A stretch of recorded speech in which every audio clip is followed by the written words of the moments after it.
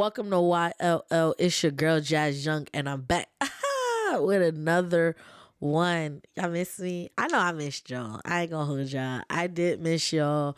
Um, Vacation was fun. I had a phenomenal time, even though it was just a weekend. I really did have a great time. I did get some bad news on my trip, which I am gonna discuss right now. And is one of the biggest reasons why I didn't come for Motivational Monday. I just didn't know how to make this topic motivating. I just wanted to be able to speak my mind without having to find positive reinforcers to say. So I just said, I'm just gonna save this for my, Wednesday thoughts and or weekly thoughts or whatever thoughts today is. I'm just gonna give it to the people on a thought day versus a motivational day.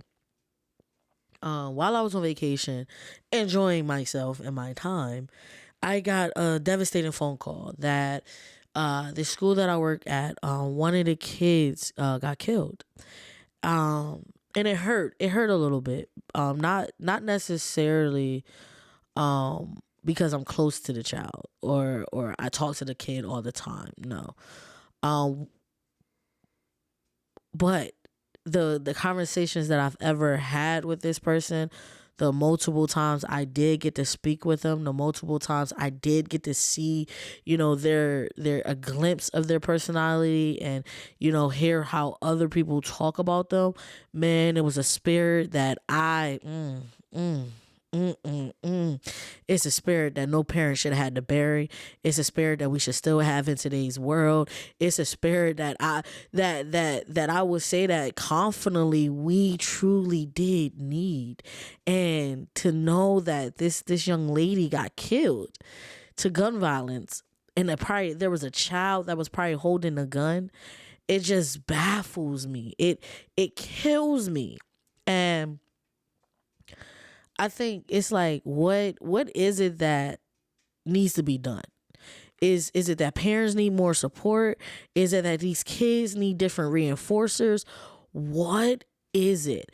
Because working at this school and or just being at this school a lot of times, and just this year, and I want to say in the last like 7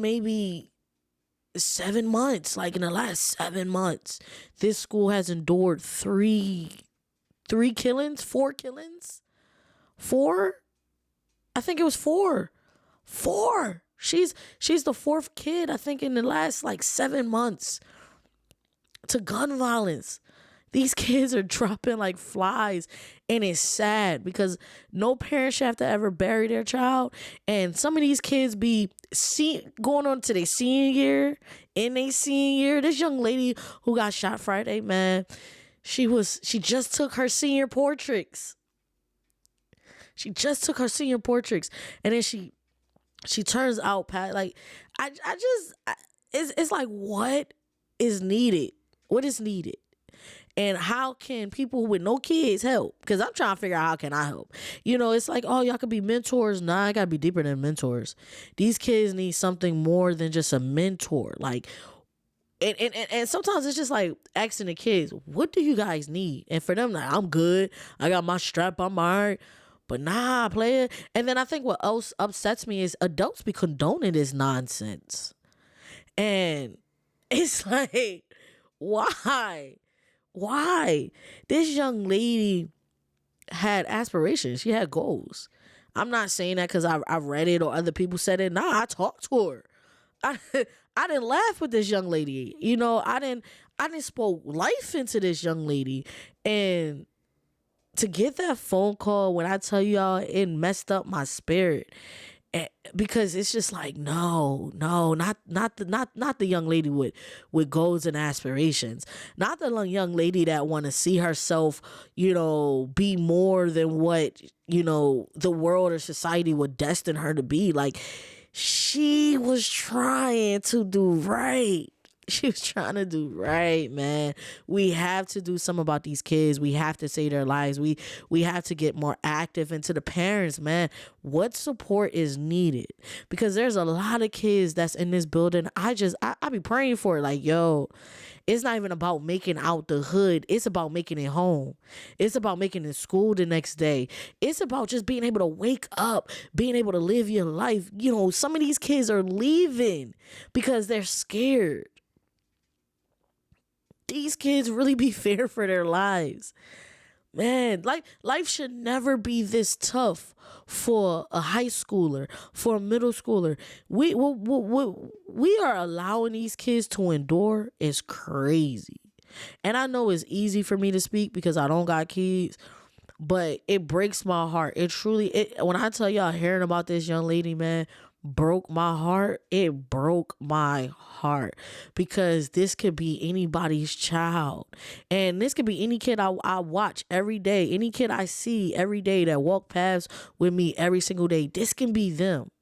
And it's so crazy that, you know, we can sit here and we could talk about, you know, the foolishness with the election, right? But bro, let's start off with the people that's gonna be voting next. They're killing each other.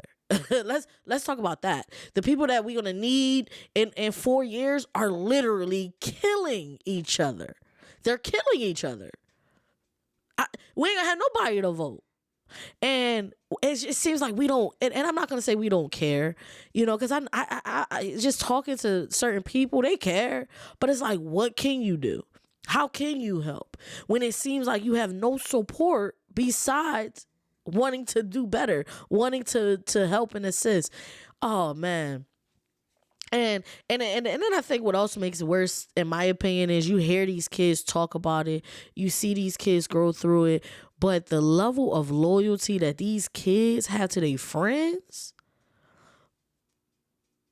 y'all, we gotta do something, man.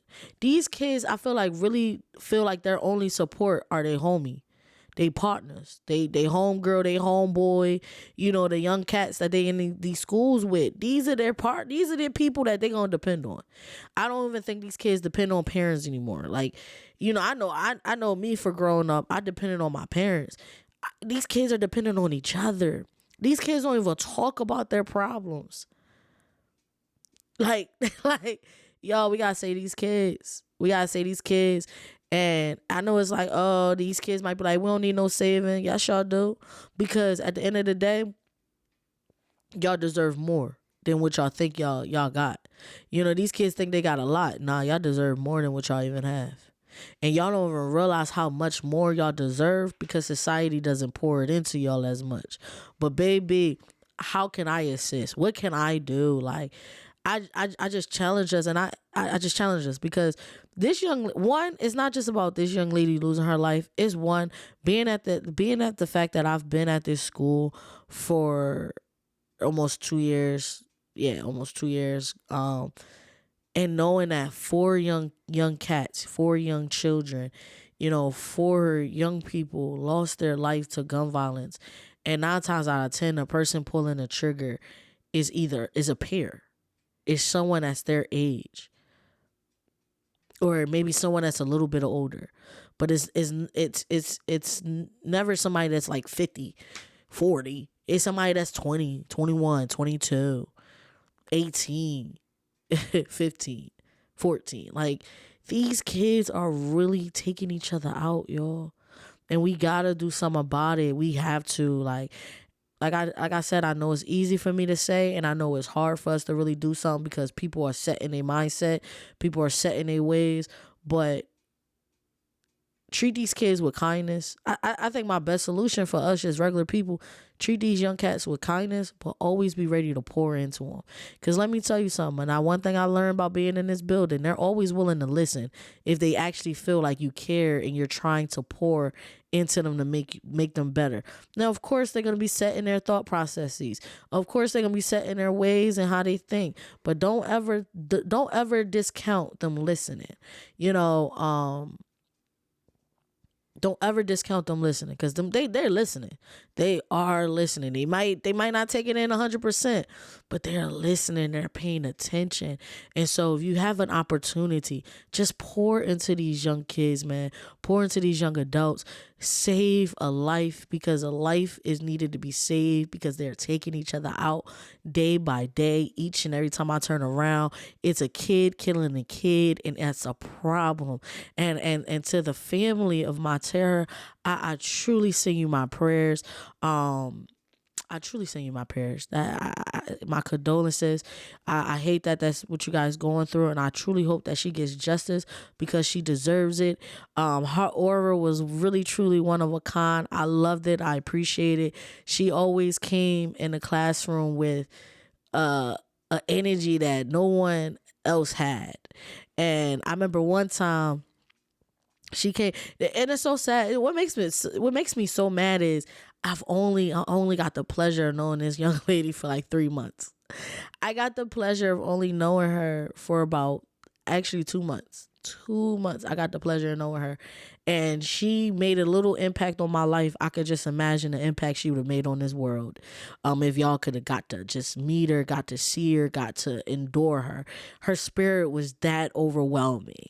But I remember one time she came into class, and I feel like she was out for like a week. Like, we haven't seen her.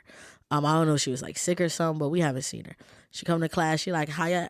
She says hello.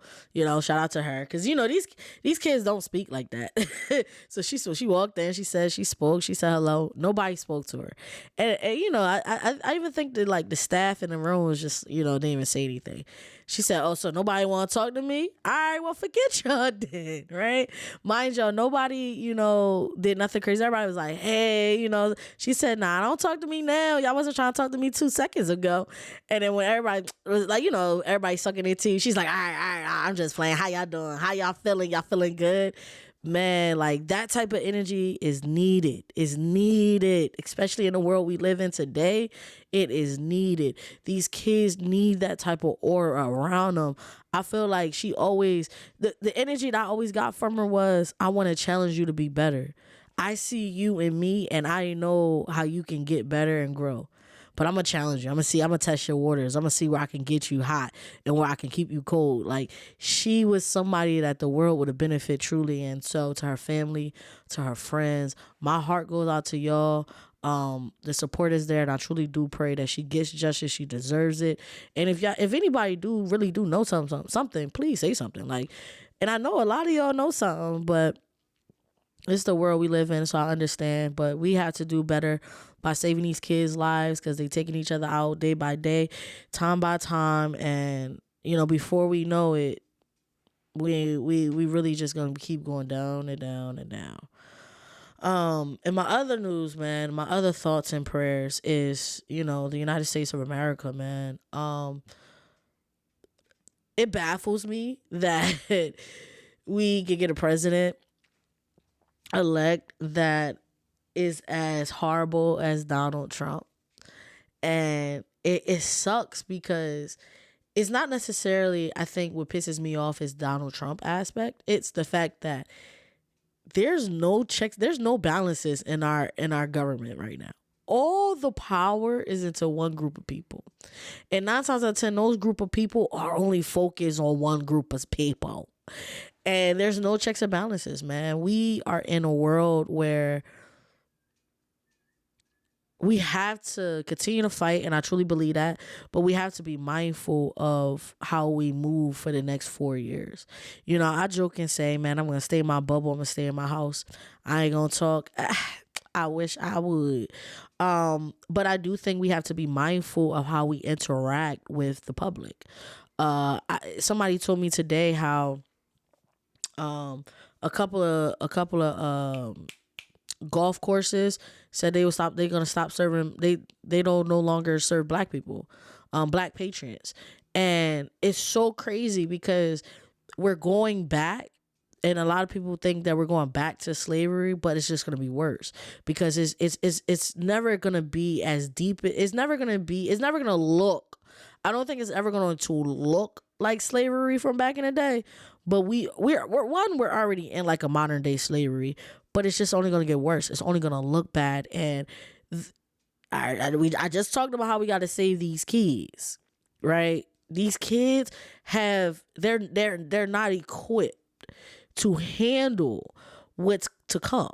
They're not equipped for it. And so I'm just a little scared. I'm a little nervous because, yeah, I can say I'm going to stay in my bubble, but everybody can't stay in a bubble. We got bills to play.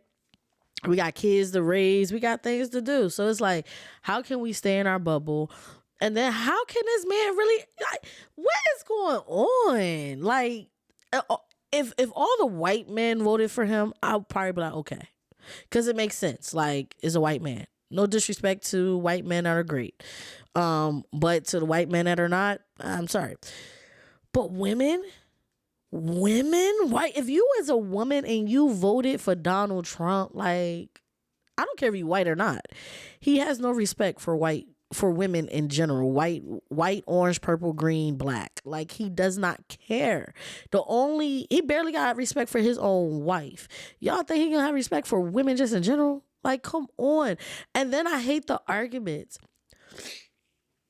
I'm not the person that would stop being your friend if you support Trump. I just probably would look at you differently. We probably not going to talk as much. I'm definitely going to move differently, but I'm not going to stop being your friend because you have every right to feel the way you feel.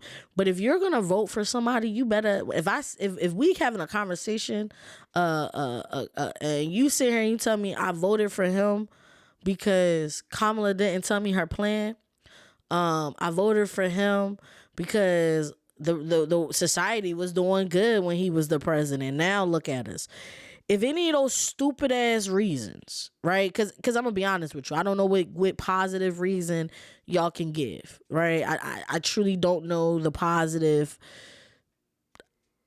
thought process that anybody can give me that will make me say, okay, Donald Trump seems like the person to vote for. Unless you're a white man, because then it's kind of matches who you are. So I will understand that. But I just don't understand how people really was saying here like life was better when he was the president, and they don't even realize that we're living through his nonsense. We're living through the life that we had when he was the president. So the struggle we going through right now, bro, we about to look at this for the next 8 years. The next 8 years, we about to be struggling. Y'all think he did? Do y'all not realize that during his term, he was breaking us down to be negative after being positive, after what President Barack Obama did? And the reason why Biden couldn't do nothing because Biden had to spend the last 4 years trying to fix the shit he did. Excuse my language. Do we not get that? Are we so simple-minded as a society, as people, that that's what we think? We think that Donald Trump is for people. He's for the rich. He's for his people. Project 25, Agenda 47, I don't care which one you read, they both are trifling. They both are not for us. They both don't appreciate us. And the other thing that I even would say is people who voted for Donald Trump, but work a 9 to 5, live in an urban area, or live in an apartment, don't live in a rich area, Buki, he ain't here to save you either. If you not a millionaire, a billionaire, Donald Trump don't care about you. And I don't care who want to say it. I don't care if people like, oh, no, that's why the rich people love him. The rich people love him because he loves the rich. Donald don't care about y'all regular ass people. Y'all people that voted for him, he don't care. But it's okay because I won't complain. I won't complain because I didn't vote for Donald, but I wasn't delusional. I thought that Donald was probably going to win. Of course, you keep the hope alive. You don't want to be that one person to be like, oh, Donald's going to win, and then Kamala actually won, and you're like, yeah. Then they're like, oh, you wasn't on her train. I was on her train. I didn't let y'all know I was on it because I live in America. I live in a world where, man, this the man that's going to be the president. We're going to have to do 4 years of him and then have to deal with 4 years of fixing him. And then there's no control. All the control is on one side. He have his friends and buddies that are going to probably do what he wants them to do, because at the end of the day, for some odd reason, people are scared of this man. And he's going to take these 4 years to figure out how to change our entire constitution to make it more of a dictatorship so that he can stay elected, and there's no other thing that comes after that. And I'm going to tell y'all right now, if he makes it sound good, Congress and the House might say, okay. If he makes it sound good. Like, we just going to keep appointing people. We're going to appoint our people that we want. The vice president always will become the president after the other. Like, y'all, we do not want that. We do not need that. We should not see that. And the fact that people voted for that, I mean, this is the world we live in. I know people that were saying today too, like they might be considering leaving the country. Like, they have friends in other countries that are like, yo, we got you, we'll sponsor you, we'll help you. And I'm just like, can I move with you? Shit. Can I come? Like, my friends who got family members in Africa, I'm dark skinned, I'm beautiful. Can I come with y'all? Please, please. I don't want to stay here. I don't want to stay here at all. And I know people say America's an amazing place. I'm just not really ready for the racism. I ain't gonna hold y'all. I in my 31 years, God has blessed me enough to know that I don't know how to act. I'm sometimes simple-minded and sometimes professionally minded. I just don't know how to handle disrespect in that way from an adult. I can handle it from a child because they're kids. They're, children. At the end of the day, anybody who's under the age of 18 just says things to get under your skin because they know they can. They know it's easy, because who likes a disrespectful child? Nobody. But I've never gotten to experience a racist, feminist, whatever it is, person in my life in the 31 years that I've been alive, and I'm really scared to face that. I'm scared to see the discrimination, because I just don't know how I will react, and I know that my reaction is not going to be warranted. It's not going to be viewed as something that I should have done, and that censorship is going to be crazy, but that's modern day slavery. That's modern day slavery, where you can't express yourself fully because you're scared of the repercussions, and not necessarily the repercussions from the law. I'm scared of repercussions from people, regular people, regular everyday people, to do something towards you, but gets a slap on the wrist because of the why. Like, in 2 years, I need y'all to go vote. And I mean, everybody talks about vote. And I want to go vote. I voted.